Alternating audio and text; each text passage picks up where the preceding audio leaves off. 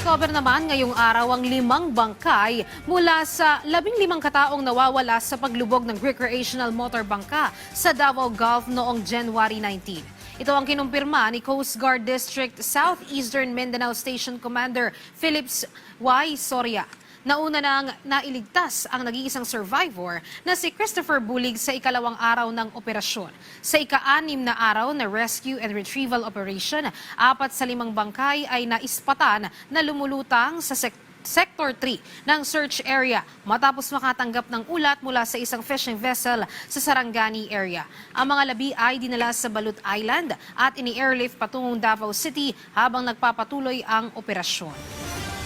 Philippine Coast Guard Aerial Surveillance Aircraft DCG-251 ay nakakita naman po ng isang floating body at around 11:45 a.m., 11:30 a.m. Nakakita po ng isang floating body na nakatali sa isang white floating debris at nasa paligid po niya ang mga orange na bagay-bagay na lumulutang din po. So ito din po ay pasok sa ating Sector 2 ng ating SAR area. Yung 4 po na na-report kanina umaga ay pasok po sa Sector 3 ng ating SAR area.